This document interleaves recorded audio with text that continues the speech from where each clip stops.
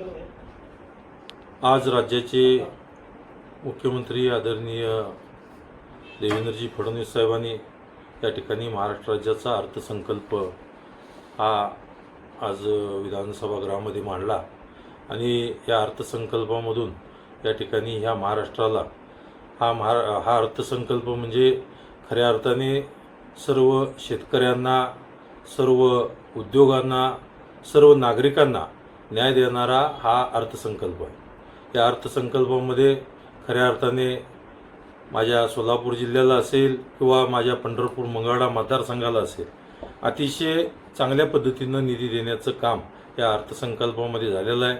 आणि या अर्थसंकल्पामध्ये खरं म्हणजे शेतकऱ्यांची कर्जमाफीचं धोरणसुद्धा अतिशय चांगल्या पद्धतीनं या ठिकाणी केलेलं आहे। शिवाय सोलापूर जिल्ह्यामध्ये या ठिकाणी उमेद मॉलचं उभारण्यासाठी सुद्धा या ठिकाणी मंजुरी दिलेली आहे।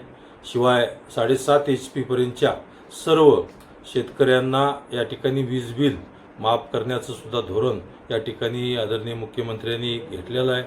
शिवाय आज या ठिकाणी बघत असताना या मुख्यमंत्री लाडकी बहीण ही योजनेसाठी सुद्धा भरीव निधी देण्याचं काम या अर्थसंकल्पामध्ये खऱ्या अर्थाने झालेलं आहे।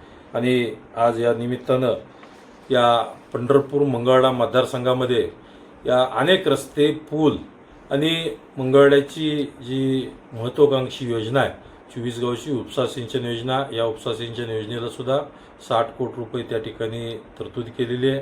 शिवाय 20 कोटीची रस्ते हे मंगळवेढा तालुक्याला दिलेले आहेत। आणि या ठिकाणी पंढरपूर तालुक्यामध्ये जवळजवळ माझ्या मतदारसंघामध्ये आणि तालुक्यामध्ये या ठिकाणी जवळजवळ 421 कोटीचे रस्ते आणि पूल हे पंढरपूर तालुक्यामध्ये दिलेले आहेत।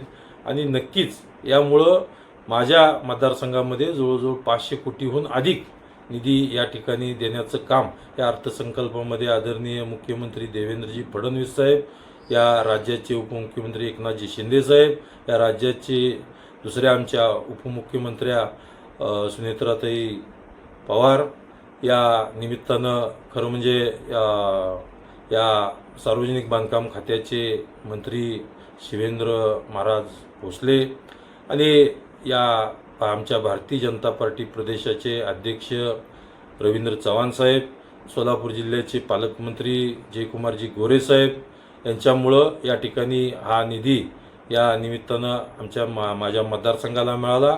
मी मनापासून या सरकारचं अभिनंदन करतो, मनापासून त्यांचं पंढरपूर मंगळवेढा दोन्ही तालुक्याच्या वतीनं, जनतेच्या वतीनं त्यांचं आभार मानतो।